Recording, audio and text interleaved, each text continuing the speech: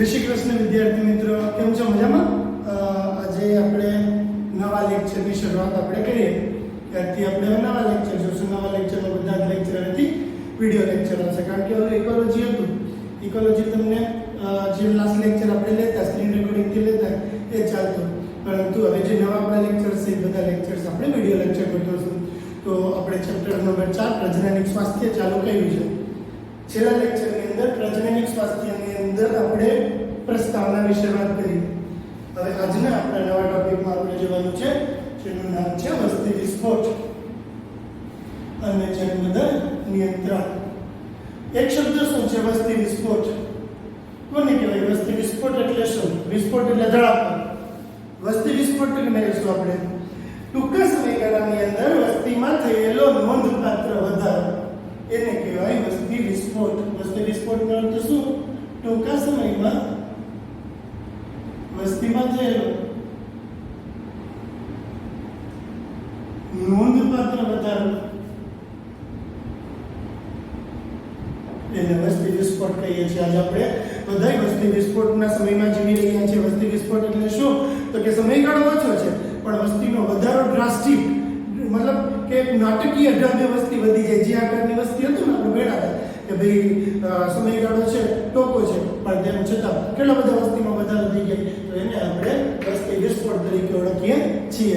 વસ્તી વિસ્ફોટના કેટલાક ઉદાહરણ. શું કામ વસ્તી વિસ્ફોટ? આજે આપણે વસ્તી વિસ્ફોટના સમયગાળામાં શું કામ જીવીએ છીએ?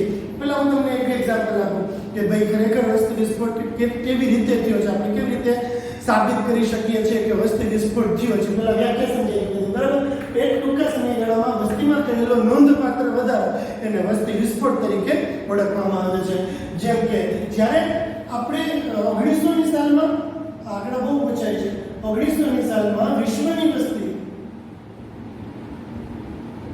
1900ની સાલમાં કેટલી હતી? 1900ની સાલમાં વિશ્વની વસ્તી, પેલા વિશ્વની વસ્તી આપણે કમ્પેર કરીએ અને પછી સાથોસાથ ભારતની વસ્તી વિશે વાત કરીએ.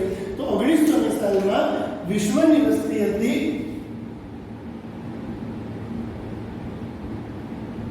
1900ની સાલમાં હતી 2 બિલિયન.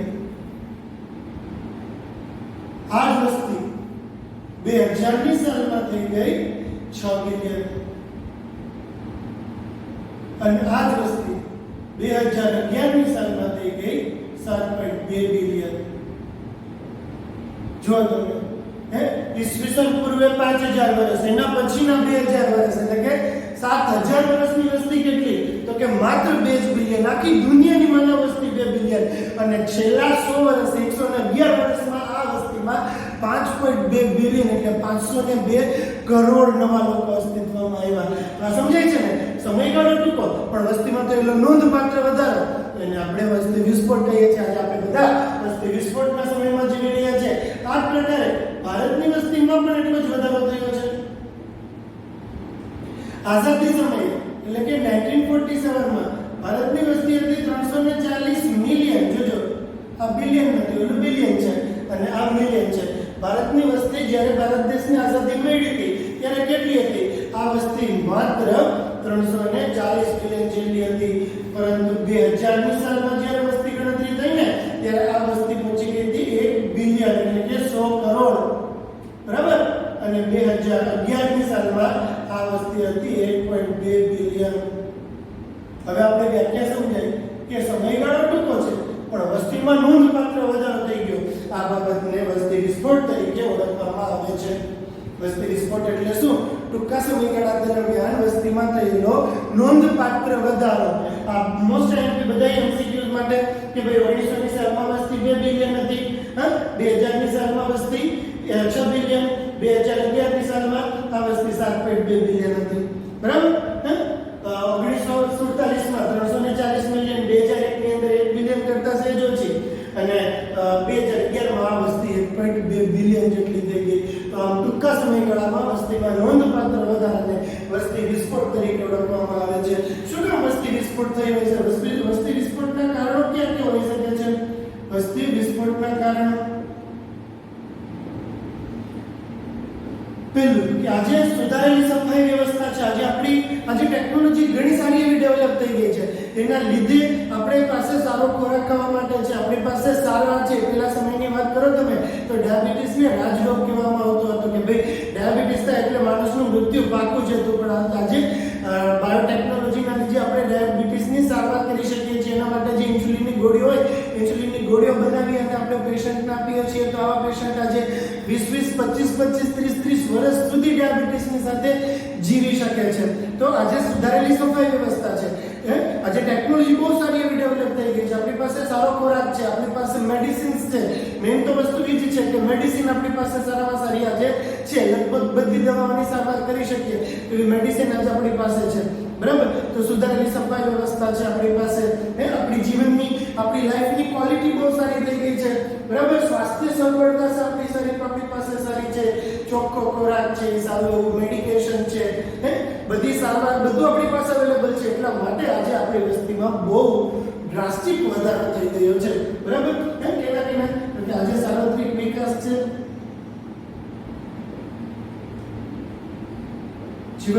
જીવનની ગુણવત્તામાં સુધારો થયો છે. બરાબર.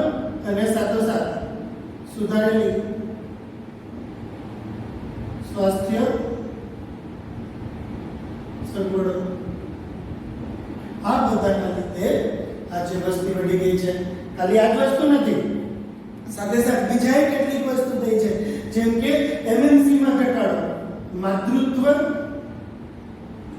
મૃત્યુ દર, maternal mortality rate, maternal mortality rate, maternal mortality rate. પછી આવે છે બાળ મૃત્યુ દર,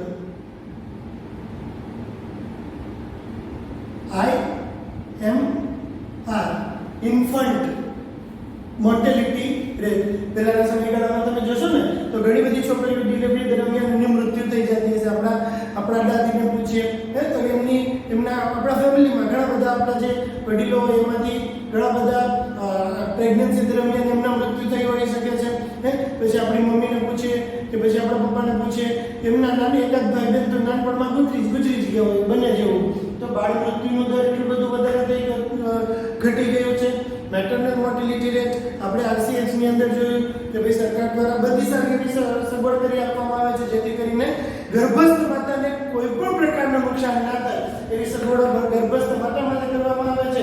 બાળકનો જન્મ થઈ જાય પછી જન્મેલા બાળકને પણ સારી એવી ટ્રીટમેન્ટ મળી રહે. જન્મેલા બાળકને પણ એને જે કાંઈ પણ જરૂરિયાત છે એ બધી જ એની રિક્વાયરમેન્ટ કમ્પ્લીટ થઈ શકે એવી આપણે સગવડતા પૂરી પાડીએ છીએ. તો આ બધા કારણો છે કે જેના લીધે આપણી વસ્તી વધી રહી છે. મિત્રો, આજે RCH ના પ્રોગ્રામ દ્વારા, કુટુંબ નિયોજન દ્વારા આપણે ઘણી બધી રીતે જે વધતો જતો જન્મદર છે ને એને ઘટાડવા માટેના ઘણા બધા પ્રયત્નો આપણે કરીએ છીએ. બરાબર. એના માટે કેટલાક પ્રયત્નો સફળ થાય છે પણ ખરા. ચલો 2011 ની અંદર એક સર્વે કરવામાં આવેલો હતો ને, આજનો આપણો ગ્રોથ રેટ છે, આજનો વસ્તી વૃદ્ધિનો દર છે 2% છે. એટલે કે 1000 બાળકો, 1000 વ્યક્તિએ દર વર્ષે 20 બાળકો જન્મે છે. આટલો ઓછો આપણો ગ્રોથ રેટ છે, જન્મ દર છે. તેમ છતાં જો આ જન્મ દર મેન્ટેન કરશે ને તો પણ આગામી 35 વર્ષમાં આપણી વસ્તી ડબલ થઈ જશે. વિચાર કરો તમે કે ખાલી 35 જ વર્ષની અંદર હજી તો ખાલી 1020 જ બાળક જન્મ લે છે. આ બધા આંકડા વસ્તી વિસ્ફોટ સમજાવવા માટેના છે કે ભાઈ ટૂંકા સમયગાળાની અંદર વસ્તીમાં જે નોંધપાત્ર વધારો થઈ જાય એને વસ્તી વિસ્ફોટ કહેવાય. બરાબર. શું કહેવાય? એક્ઝામ્પલ દ્વારા સમજાવ્યું આપણે. 1900 ની સાલમાં આખી દુનિયાની વસ્તી માત્ર 2 બિલિયન હતી, 2000 ની સાલમાં 6 બિલિયન થઈ ગઈ, 2011 ની સાલમાં 7.2 બિલિયન થઈ ગઈ. આવી જ વસ્તી ભારતની પણ વધી છે. 1947 માં જ્યારે ભારત દેશ આઝાદ થયો ત્યારે આપણી વસ્તી ખાલી 34 જ કરોડ હતી અને આજે હમણાં 2021 ની અંદર કેલ્ક્યુલેશન થશે ત્યારે કદાચ આ વસ્તી 134 કરોડ થઈ જશે.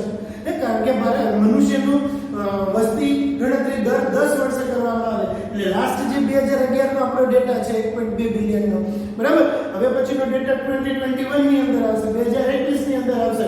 તો એ ડેટા તમે જોશો તો 130 થી વટી છે. અત્યારે જો ઓલરેડી 130 તો છે, જે 12 મહિનાની અંદર 4 કરોડ તો આવે ને બીજા. લાસ્ટમાં થોડા સમય પહેલા મેં જોયું હતું કે ચીનની વસ્તી 139 કરોડ છે અને ભારતની વસ્તી ત્યારે 125 કરોડ આવી ગઈ. 8-10 મહિના જેવું થઈ ગયું. ત્યારે હતું કે ભાઈ આપણે ચીન કરતા ખાલી 14 જ કરોડ પાછળ હતા ત્યારે.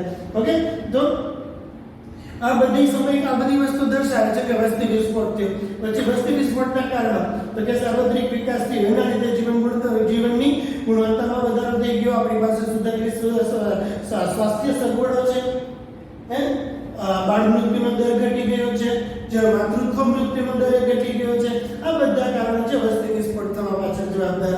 2011 ના સર્વે મુજબ આપણી જે વસ્તી છે ને એ ખાલી અત્યારનો વસ્તી વૃદ્ધિનો દર માત્ર 2% છે. એટલે કે દર 20 વર્ષે, બરાબર, દર વર્ષે 1020 બાળકોનો જન્મ થાય છે. છતાં આટલો ઓછો વસ્તી વૃદ્ધિનો દર છે, છતાં આપણે 35 વર્ષની અંદર આપણી વસ્તી ડબલ થઈ જવાની છે. આથી સરકાર દ્વારા ફરીને એવું સમજાવવામાં આવે છે કે ભાઈ બને એટલા નાના કુટુંબ થાય. અને જો આ વસ્તી વિસ્ફોટ થઈ જશે એના લીધે શું થઈ શકશે તો કે ખોરાકની અછત આવી જશે, કપડાની અછત આવી જશે, બધાની જીવન જરૂરિયાતની પૂર્તિ નહીં થાય. હે ને કે ભાઈ આટલા બધા માણસો આવી ગયા છે, ભાવ વધારે એને થાય છે. ભાવ વધારે બીજા કેના હોય છે કે ભાઈ ડિમાન્ડ વધારે છે પણ સામે પક્ષે સપ્લાય ઓછી હોય તો ભાવ વધારો થાય. તો આજે ભાવ વધારા થશે, ખોરાક નહીં મળે, કોઈને કપડાં નહીં મળે, રહેવા માટે જગ્યા નહીં મળે. આવું બધું ના થાય એટલે વસ્તી વિસ્ફોટને ઘટાડવો પડશે. આપણે શું કરવું પડશે? વસ્તી વિસ્ફોટને ઘટાડવા માટેના તાત્કાલિક કંઈક વિચારો કરવા પડશે કે કેવી રીતે આપણે વસ્તી વિસ્ફોટને ઘટાડવો. આપણે શું કરી શકીએ કે જેથી આપણા લેવલ ઉપર કયું કાર્ય થાય છે, આપણા લેવલ ઉપર કયું કાર્ય થશે કે જેથી કરીને વસ્તી વિસ્ફોટને આપણે ઘટાડી શકીએ છીએ. તો આ વસ્તુ સમજાવતા આપણે આ માટે આપણે સમજાવે છે કે ભાઈ વસ્તી વિસ્ફોટ છે એ ઘટાડો એ આપણા માટે એક અગત્યની વસ્તુ રહેશે. ઓકે, આ કેવી રીતે આપણે વસ્તી વિસ્ફોટ ઘટાડી શકશું તો કે ગર્ભ નિરોધક પદ્ધતિઓનો વસ્તી વિસ્ફોટ આપણા માટે ખૂબ જ નુકસાનકારક છે. કારણ કે આ વસ્તી વિસ્ફોટ થાય છે એના લીધે ખોરાક, કપડાની અછત, આ વસ્તી વિસ્ફોટના લીધે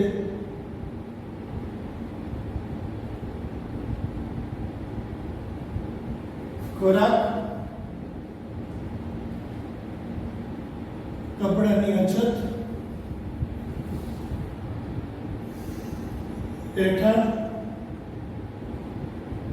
વગેરેને લગતા પ્રશ્નો ઊભા થશે. આથી આ વસ્તી વિસ્ફોટ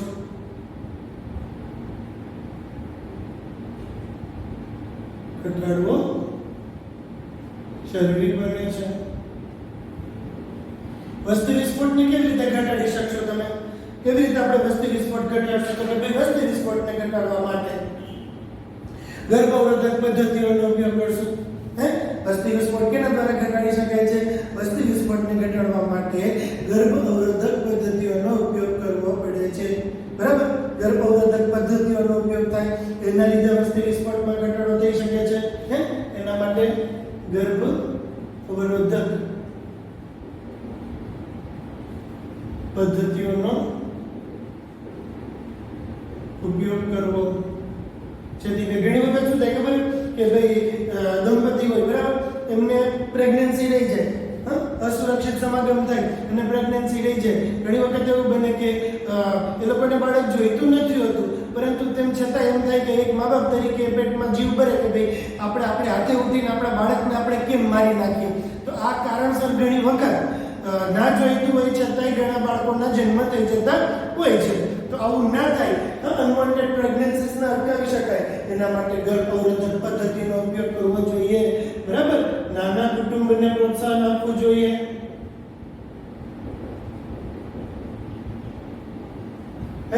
બને ત્યાં સુધી બહુ ફેમિલીઝમાં બહુ બધા બાળકો હોવા ના જોઈએ. નાના કુટુંબને પ્રોત્સાહન આપવું જોઈએ.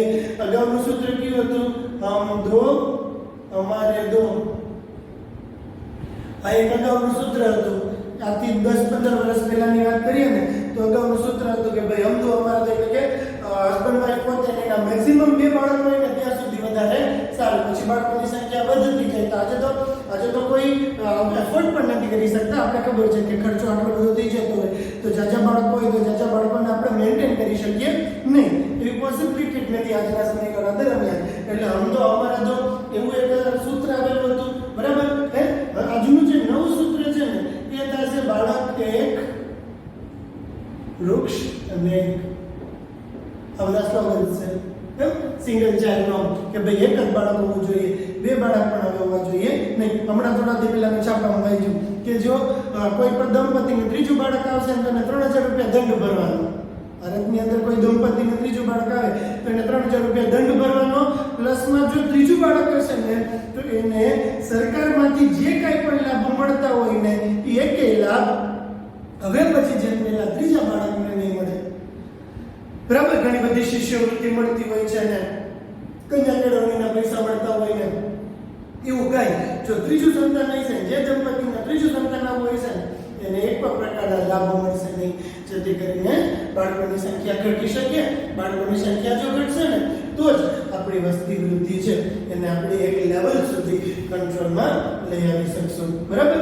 એક બાળકના ધોરણ આ પ્રકારે એક બાળક આવે એટલે નંબર ઓફ કિડ્સ ઘટી જાય. નંબર ઓફ કિડ્સ ઘટી જાય એનો ફાયદો એ થશે કે ઓલ ઓવર વસ્તી વૃદ્ધિમાં ઘટાડો થઈ શકશે. કારણ કે આપણે ખબર છે કે પૂર્વ પ્રજનન વયની વ્યક્તિ હોય ને, પૂર્વ પ્રજનન વયની વ્યક્તિ હશે ને એની સંખ્યા કોઈ પણ વસવાટમાં જેટલી વધારે હશે ને એટલી વસ્તી વધશે. બરાબર છે. આ સિવાય લગ્નની ઉંમર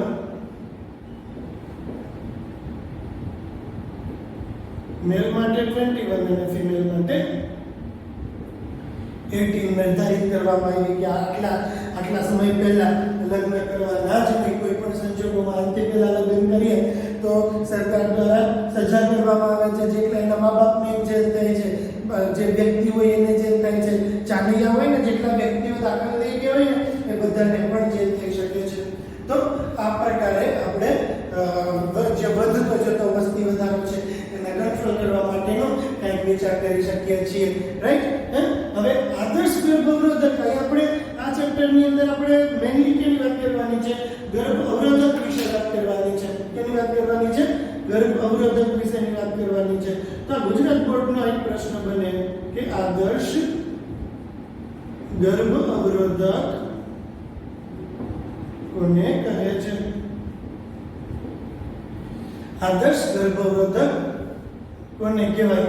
નીટ માટે પણ એમસીક્યુ બન્યો કે આદર્શ ગર્ભ અવરોધક તમે કેને કહેશો? કયો ગર્ભ અવરોધક છે? આદર્શ મતલબ કે એકદમ ઈઝીલી અવેલેબલ હોય, પહેલી વાત સરળતાથી પ્રાપ્ય હોય, વાપરવામાં સરળ હોય. બરાબર. સરળતાથી પ્રાપ્ય હોય, વાપરવામાં સરળ હોય, કિંમતમાં સસ્તો હોય, એની કોઈ પણ પ્રકારની આડઅસર ના જોવા મળે. જે વ્યક્તિ એનો યુઝ કરે છે એની જાતીય ઉત્તેજનામાં કોઈ પણ પ્રકારનો ફેરફાર ના થાય, એની સંવહનની પ્રક્રિયામાં કોઈ પણ પ્રકારનો અવરોધ ના સર્જે. આવા ગર્ભ અવરોધકને આપણે એક આદર્શ ગર્ભ અવરોધક તરીકે ઓળખીએ છીએ. કારણ કે એવું તો ના બને ને, એવું તો ના થવું જોઈએ કે દંપતી ગર્ભ અવરોધકનો યુઝ કરે એના લીધે એનામાં વંધ્યત્વ આવી જાય, એના લીધે એને કોઈ પણ પ્રકારના રોગો થઈ જાય, એવું કંઈ પણ ના થાય. એટલા માટે એક આદર્શ ગર્ભ અવરોધક કોને કહેવામાં આવે છે એના હું તમને કેટલાક લક્ષણ કહું કે આદર્શ ગર્ભ અવરોધક કોને કહેશો તમે? પહેલામાં પહેલી વાત તો કે કિંમતમાં સસ્તો, ખૂબ મોંઘો ના હોવો જોઈએ. પછી થશે વાપરવામાં સરળ, કિંમતમાં સસ્તો હોય, બહુ કોસ્ટલી હોય તો એ નહીં પોસાય. વાપરવા એનો અઘરો પડતો હોય છે તો એ નહીં પોસાય. બરાબર.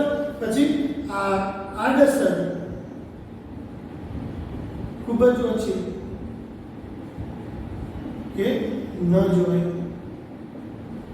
આડઅસર ના થવી જોઈએ એનો યુઝ કરવાથી કંઈ વળી પાછા એના લીધે કંઈ પ્રોબ્લેમ થઈ જાય તો એ પ્રોબ્લેમ સોલ્વ તો કરવાનો. એટલે આ કંઈ આડઅસર ના થવી જોઈએ. પછી તેના દ્વારા કામેચ્છા અથવા તો જાતીય ઉત્તેજનામાં કોઈ પણ અડચણ ના આવવી જોઈએ.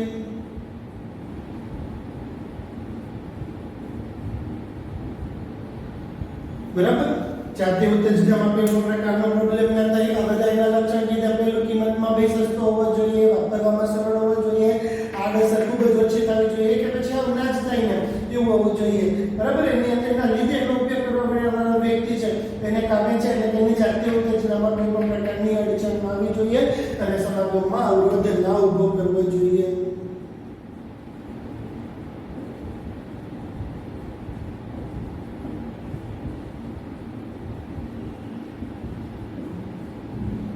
જે વ્યક્તિ વાપરે છે ને એની પ્રાઇવસી જળવાવી જોઈએ, ગોપનીયતા જળવાવી જોઈએ.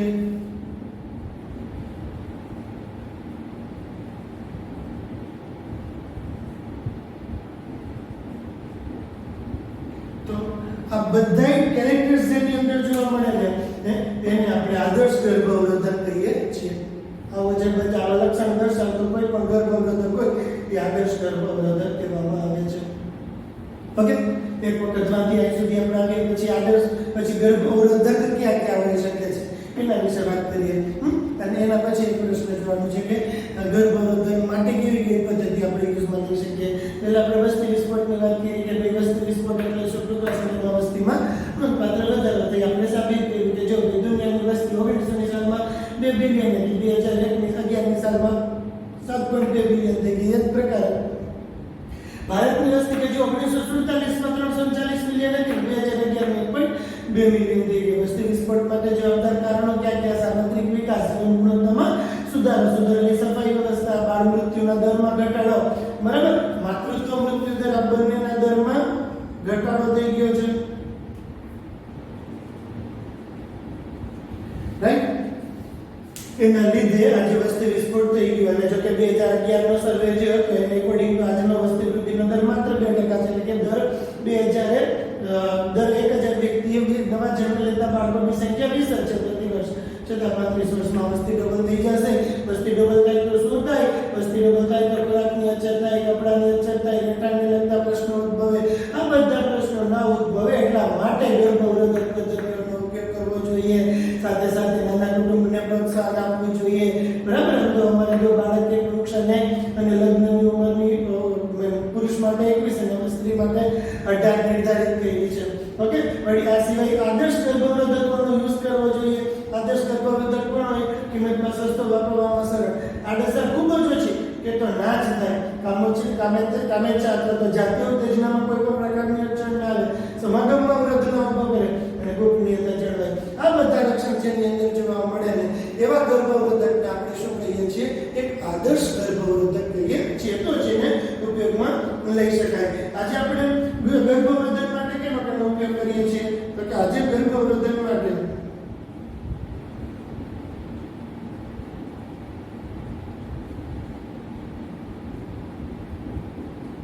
કેટલીક કુદરતી કે પ્રણાલીગત પદ્ધતિઓનો ઉપયોગ કરીએ છીએ.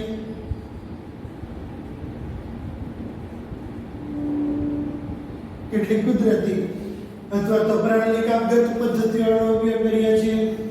આ સિવાય આંતરગર્ભાશયના ઉપાયો,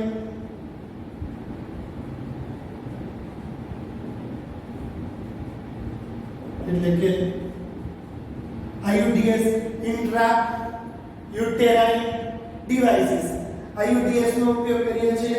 આંતરગર્ભાશયના ઉપાયો એને જ IUDs તરીકે ઓળખવામાં આવે છે. ઇંગ્લિશમાં આંતર એટલે કે ઇન્ટ્રા, ગર્ભાશયના એટલે યુટેરાઇન, ઉપાયો એટલે કે ડિવાઇસીસ.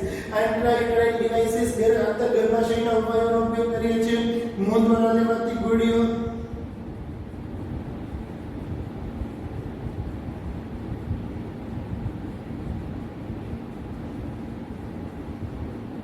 બરાબર.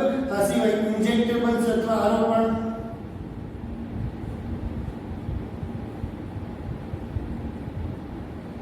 ઇન્જેક્શન લઈ અને ગર્ભ માટેનું અવરોધ પ્રાપ્ત કરી શકાય છે. કંઈ પણ વસ્તુ બાળકી ગર્ભાશયની અંદર કંઈ પણ વસ્તુ ઇન્જેક્ટ કરી, આરોપણ કરી, ઇમ્પ્લાન્ટ કરી અને પણ ગર્ભધારણ અટકાવી શકાય છે. આ સિવાય વાઢકાપની પદ્ધતિ, ઓપરેશન કરે અંડવાહિની કે શુક્રવાહિની કાપી નાખવાની, આને કહેવાય વાટકાપની પદ્ધતિ. અહીંથી આ ઇમ્પોર્ટન્ટ વસ્તુ થઈ. આદર્શ ગર્ભ નિરોધક કોને કહેવામાં આવે છે અને ગર્ભ અવરોધક તરીકે કઈ કઈ પદ્ધતિઓનો ઉપયોગ કરવામાં આવે છે? ગર્ભ અવરોધક તરીકે આપણે પહેલું તો પ્રણાલિકાગત પદ્ધતિ જે હમણાં આપણે પ્રશ્ન લઈએ છીએ, પછી આંતરગર્ભાશયનો ઉપાય એના પછીનો પ્રશ્ન, પછી મોઢ દ્વારા લેવાતી ગોળી એના પછીનો પ્રશ્ન, આની અંદર જ ઇન્જેક્ટેબલ સાઇડ થઈ જશે અને ચલો પ્રશ્ન એટલે વાટકાપની પદ્ધતિ. તો આ બધા પ્રશ્નો છે આપણા ટોપિકના ચેપ્ટરની અંદર, આ બધા પ્રશ્નો આવશે બરાબર. તો આ પ્રકારે ગર્ભઅવરોધકોનો ઉપયોગ કરી શકાય અને ગર્ભઅવરોધકોના ઉપયોગ દ્વારા બાળકના જન્મને અટકાવી શકાય છે. ગર્ભાધાન ગર્ભાધાન જ આપણે અટકાવી શકીએ છીએ અને કદાચ ગર્ભાધાન થઈ ગયું હોય તો એના માટે શું કરી શકાય? આ બધું કાંઈ પણ નથી થયું તો એના માટે MTP medical termination of pregnancy, ગર્ભને આપણે જન્મ થઈને પહેલા જ એની બહાર કાઢી શકીએ છીએ. એમટીપી તરીકે ઓળખવામાં આવે છે. ઓકે, બેસે એટલી વસ્તુ મનમાં કે પહેલા આપણે વસ્તી વિસ્ફોટ વિશે વાત કરી, પછી આપણે આદર્શ ગર્ભઅવરોધક કોને કહેવાય એની વાત કરી અને પછી આપણે વાત કરી ગર્ભ અવરોધક ક્યાં છે, કોને કેવા હોવા જોઈએ અને ક્યાં હોવા જોઈએ. પેલું પ્રણાલિકાગત પદ્ધતિ અથવા તો કુદરતી પદ્ધતિ, બીજું આંતરગર્ભાશયનો ઉપાય આયુડીએસ કે જેના અંતર્ગત કોઈ પણ સ્ત્રી છે એના ગર્ભાશયની અંદર કોઈ પણ ભાગનો ઘટક દાખલ કરી અને ગર્ભ અવરોધ પ્રાપ્ત કરવામાં આવે છે એને આંતરગર્ભાશયનો ઉપાય અથવા આયુડીએસ કહેવામાં આવે.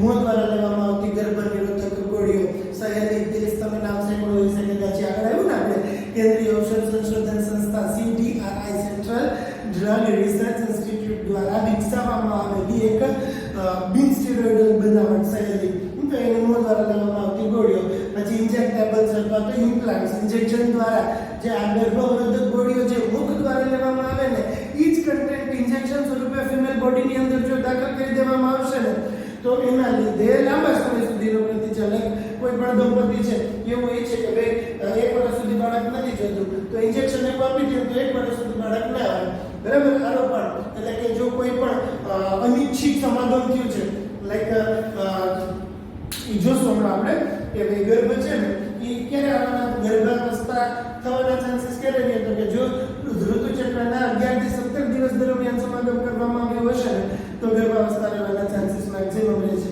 તો આવી કન્ડિશનમાં એક ગોળી આવે છે, ગોળીનું નામ છે અનવોન્ટેડ 72. જો આ ગોળી ફિમેલના યોનિ માર્ગની અંદર મૂકી દેવામાં આવે એટલે કે આરો પણ અંદર મૂકી દે ઇન્જેક્ટ દાખલ કરી દેવામાં આવશે ને તો એનાથી પણ ગર્ભાધાન કરી શકાય છે.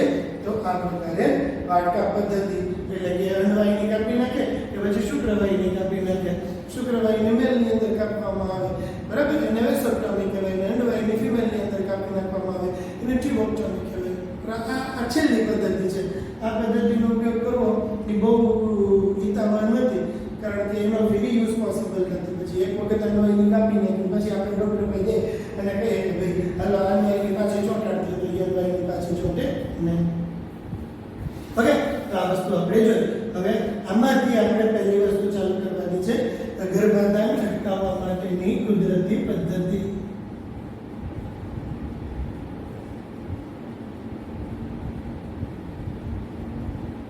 બન્યો આપણો પ્રશ્ન થિયરીનો. ગર્ભાધાનને અટકાવવું છે તો એના માટેની કુદરતી પદ્ધતિઓ કઈ કઈ હોઈ શકે છે, કેવી રીતે ગર્ભાધાનને કુદરતી રીતે આપણે અટકાવી શકીએ છીએ કે જેથી કરીને આમાંથી કાંઈ યુઝ ના કરવો પડે. આ બધીનો યુઝ કરીએ છીએ આંતરગર્ભાશયના ઉપાયને, મોં દ્વારા લેવામાં આવતી ગોળીઓ અને આરોપણને વાટકાપને આ બધાનો ઉપયોગ કરવામાં આવે છે ત્યારે એની આડઅસરો તો થાય જ છે પરંતુ જે કુદરતી અથવા તો પ્રણાલિકા ગર્ભઅવરોધક છે ને આ પદ્ધતિ એક એવી પદ્ધતિ છે કે જેની અંદર એક પણ પ્રકારના રસાયણોનો ઉપયોગ કરવામાં આવતો નથી. ઓકે, કુદરતી રીતે જ સમાગમ થાય કદાચ પરંતુ તેમ છતાં શુક્રકોષ અને અંડકોષને મળતા અટકાવવામાં આવે છે. બરાબર છે. તે કેવી રીતે કુદરતી પદ્ધતિઓ શું છે તો કે આ એક એવી પદ્ધતિઓ છે કે જેની અંતર્ગત કુદરતી રીતે કોઈ પણ પ્રકારના સાધનોનો, કોઈ પણ પ્રકારના રસાયણોનો ઉપયોગ કર્યા વગર, કોઈ પણ પ્રકારના સાધનો કે કોઈ પણ પ્રકારના રસાયણોનો ઉપયોગ કર્યા વગર જ દંપતીને ગર્ભાધાન અટકાવવાની શીખવામાં આવે છે. તો તો કેવી રીતે કુદરતી પદ્ધતિમાં? તો કે કોઈ પણ પ્રકારના રસાયણો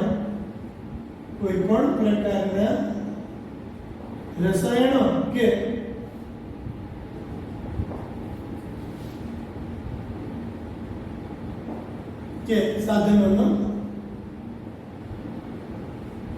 ઉપયોગ ન થાય અને કુદરતી રીતે દંપતીને ગર્ભાધાન અટકાવવા માટે પ્રેરવામાં આવે. એમાંથી પહેલી વસ્તુ કઈ થશે? એમાંથી પહેલી વસ્તુ થશે નિયતકાલીન સંયમ. પહેલી વસ્તુ થશે નિયતકાલીન સંયમ.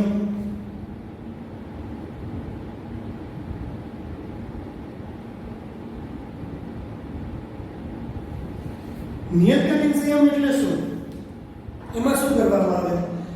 તો કે માદા હોય ને એની અંદર દર મહિને એક અંડકોષ ઉત્પન્ન થાય. માદાના બોડીની અંદર દર મહિને એક અંડકોષ ઉત્પન્ન થાય. હવે આ અંડકોષ છે ને એ 28 દિવસે શરીરમાંથી જો ફલન થાય તો ના નીકળે, પણ ફલન ના થાય ને તો દર 28 દિવસે આ અંડકોષ શરીરમાંથી બહાર નીકળી જાય છે. આને કહેવાય અંડપિંડીય ચક્ર અથવા તો ઋતુચક્ર. શું કહેવાય આને?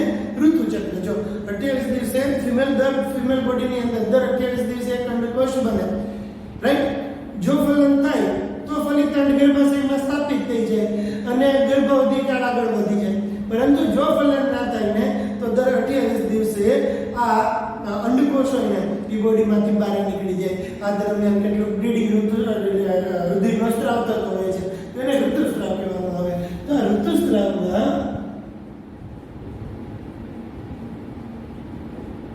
11 થી 15 દિવસ 11 થી 17 દિવસ દરમિયાન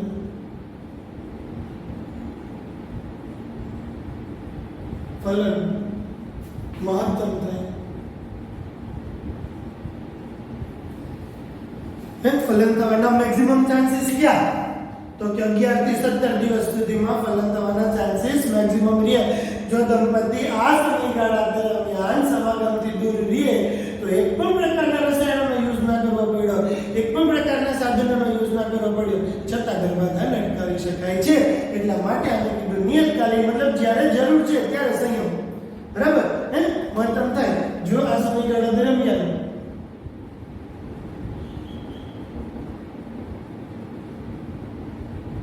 દંપતી સમાગમથી દૂર રહે તો ગર્ભાધાન અટકાવી શકે છે.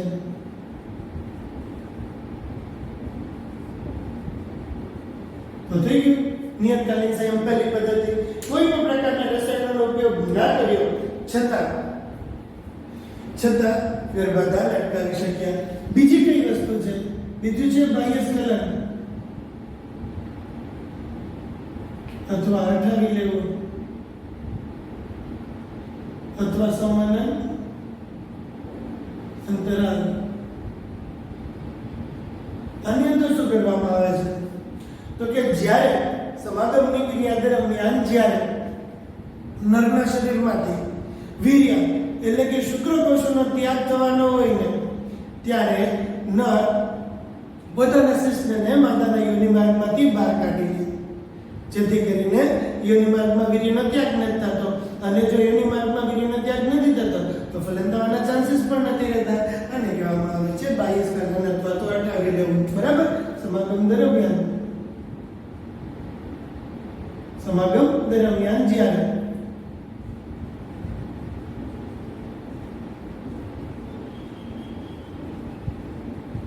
વીર્યનો શરીરમાંથી ત્યાગ થવાનો હોય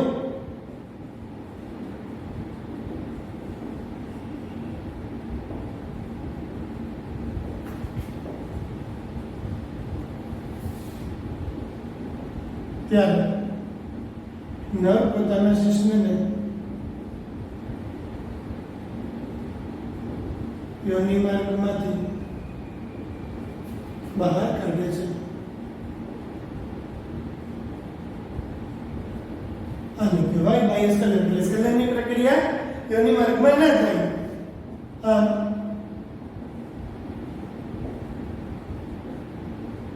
સ્ખલનની પ્રક્રિયા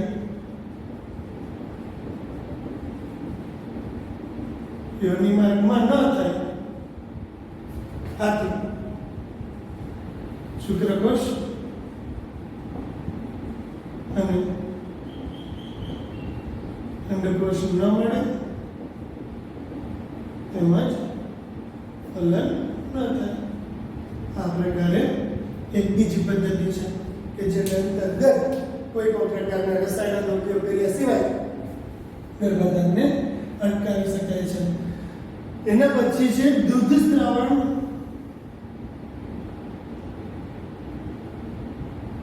મોર્નેરિયા.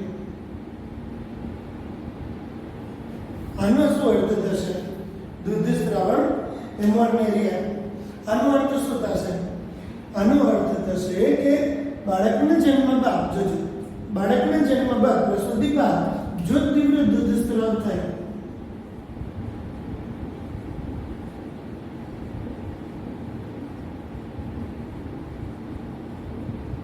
તો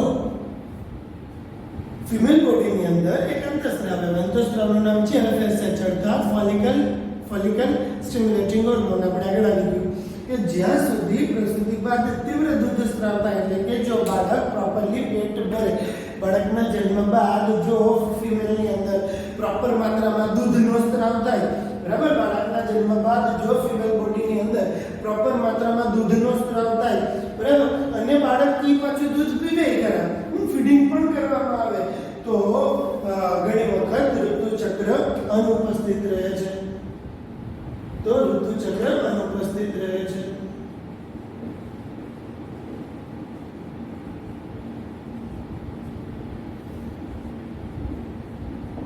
શું કામ અનુપસ્થિત રહે છે? એનો રીઝન તમે આના પહેલાના ચેપ્ટરમાં ભણશો કે ભાઈ FSH ફોલિકલ સ્ટિમ્યુલેટિંગ હોર્મોન ઉત્પન્ન થાય તો જ અંડપિંડની અંદર અંડપુટિકાઓનું પરિપક્વન થાય. હવે એ મેસેજ અત્યારે નથી મળતા, બરાબર, એટલા માટે નવા અંડકોષ ઉત્પન્ન થતા નથી. પછી આપણે ખબર કે ભાઈ પ્રસૂતિ બાદ જો તીવ્ર દૂધ સ્ત્રાવ થાય તો ઋતુચક્ર અનુપસ્થિત રહે છે. આ એક પ્રકારની કુદરતી પદ્ધતિ થઈ, ગર્ભાધાનને અટકાવી શકાય ને એના માટેની. પરંતુ આપણે ખબર છે કે 5 મહિના થાય ને એટલે બાળકને જમવાનું ચાલુ કરાવવામાં આવે છે, બરાબર, 5 મહિને બાળકને જમવાનું ચાલુ કરવામાં આવે છે. હવે જમવાનું ચાલુ કરશે એટલે સ્વાભાવિક છે કે ફીડિંગ ઓછું કરશે, એટલે કે સ્તનપાન ઓછું કરશે. જમવાનું ચાલુ કરશે એટલે સ્તનપાન ઓછું થશે, એટલે FSH એટલે LH નો છે, પ્રોલેક્ટિનનો સ્ત્રાવ ને LH નો સ્ત્રાવ બધા સ્ત્રાવ ઘટશે, એટલે FSH નો સ્ત્રાવ વધશે. એટલે 6 મહિના સુધી 6 મહિના થશે ને એટલે પાછા ઋતુચક્ર ચાલુ થઈ જાય છે. ઘણી ડીશના ઓલા પણ થાય. ઘણી વખત એવું બને કે આ મહિને બાળકનો જન્મ થયો અને 28 દિવસમાં પાછું નવું ઋતુચક્ર ચાલુ થઈ જાય. એની એક પોસિબિલિટી છે. અને ઘણાને 6 મહિના સુધી, બરાબર, કે પ્રસૂતિ બાદ જો તીવ્ર દૂધ સ્ત્રાવ થાય તો ઋતુચક્ર અનુપસ્થિત રહે છે. પરંતુ તે ફક્ત 6 માસ સુધી જ શક્ય છે, બરાબર. 6 મહિના બાળક છે એ જમવાનું ચાલુ કરી દે એટલે ફીડિંગ ઓછું થાય, એટલે દૂધનો સ્ત્રાવ ઓછો થાય, બરાબર, હોર્મોન્સ પણ ઘટી જાય અને ફરી પાછું ઋતુચક્ર રેગ્યુલર થઈ જતું હોય છે. તો આ પદ્ધતિ એવી છે કે જેમાં કોઈ પણ પ્રકારના કેમિકલ્સનો યુઝ નથી કર્યો, પરંતુ કુદરતી રીતે ગર્ભાધાનને અટકાવી શકાય છે. પરંતુ સાથોસાથ આ પદ્ધતિ નિષ્ફળ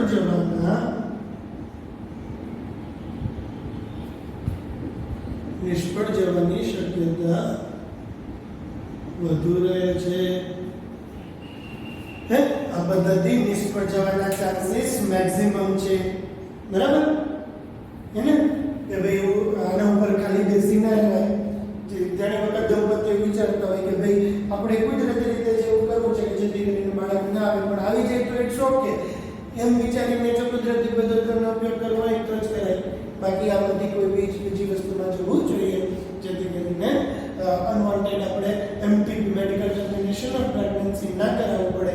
કારણ કે મેડિકલ ટર્મિનેશન ઓફ પ્રેગ્નન્સીથી બાળક તો મરે જ છે, પણ માતાને પણ એટલું જ નુકસાન થાય છે, એના શરીરમાં પણ એટલો જ ઘસારો આવે છે. રેડી? તો ગર્ભાધાન અટકાવવા માટેની કુદરતી પદ્ધતિઓ કઈ કઈ છે? એક પ્રશ્ન, આદર્શ ગર્ભવર્ધક કોણ છે અને એના ઉદાહરણ આપો. આ બીજો પ્રશ્ન, થિયરી લેવલ ઉપર આ બે પ્રશ્ન બન્યા છે. નિયતકાલીન સંયમ, તો કે 11 થી 17 દિવસ દરમિયાન ફલન થવાના ચાન્સીસ કેવા છે? 11 થી 17 દિવસ દરમિયાન ફલન થવાના ચાન્સીસ મેક્સિમમ છે. એટલા માટે 11 થી 17 દિવસ દરમિયાન ફલન થવાના ચાન્સીસ મહત્તમ છે ને એટલા માટે 11 થી 17 દિવસ દરમિયાન ફલન થવાના ચાન્સીસ મહત્તમ છે. અને ફલન થવાના ચાન્સીસ મહત્તમ છે એટલા માટે જો આ સમયગાળા દરમિયાન દંપતી સમાગમથી દૂર રહેશે તો ગર્ભાધાન અટકાવી શકાશે. બાહ્ય સ્ખલન અથવા અટકાવી લેવું તો કે સમાગમ દરમિયાન જ્યારે નરના શરીરમાંથી વીર્યનો ત્યાગ થતા હોય એ જ સમયે નર પોતાના શિશુને યોનિ માર્ગમાંથી બહાર કાઢી લે એટલે વીર્યનું સ્ખલન માતાના શરીરમાં ના થાય, શરીરની બહારની બાજુએ થાય. એટલા માટે ફલનની પ્રક્રિયા અટકાવી શકાય. દૂધ સ્ત્રાવણ એ મોર્નોરિયા કે જેને અંતર્ગત બાળકનો જન્મ થાય. જ્યારે બાળકનો જન્મ થાય અને જો તીવ્ર દૂધ સ્ત્રાવ થાય, જો પ્રસૂતિ બાદ તીવ્ર દૂધ સ્ત્રાવ થાય ને તો ગર્ભાધાનને અટકાવી શકાય છે. કેવી રીતે? તો કે બે ઋતુચક્ર ના થાય અને ઋતુચક્રની ઉપસ્થિતિ છે એટલા માટે ગર્ભાધાનને અટકાવી શકાય છે. આ પ્રક્રિયા ફક્ત 6 માસ સુધી શક્ય બને છે. અને આ કુદરતી પદ્ધતિ છે, એની અંદર કોઈ પણ પ્રકારના કેમિકલ્સનો કે એનો તો કાંઈ યુઝ થતો નથી. એટલે કદાચ એવું બને કે આ પદ્ધતિ નિષ્ફળ પણ જઈ શકે છે.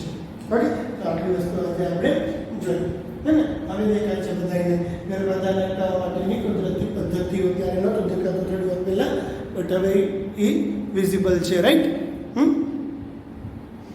જરાક હું આગળ લઈ રહ્યો છું અને એક સ્ક્રીનશોટ પાડી લેજો આમાંથી. હવે બધું દેખાય છે. આમાંથી સ્ક્રીનશોટ પાડી લેશો ને એટલે તમારે લખવું હોય છે ને તો લખાઈ જશે. ચાલો, તો આ તો આપણો આજનો પ્રશ્ન, આજનો ટોપિક. મજા આવી રહી છે? ઘણા દિવસે આપણે ક્લાસ જેવો ફીલ થયો હશે. હવે પછીના બધા દિવસોમાં ક્લાસ જેવું ફીલ થશે. આપણે આપણા ક્લાસમાં ભણીએ છીએ એવું તમને લાગશે. ઓકે, સારું. ચાલો, આટલું શાંતિથી વાંચજો, રિવાઇઝ કરજો પ્રોપરલી. ના સમજાય તો પૂછજો. Okay, good bye.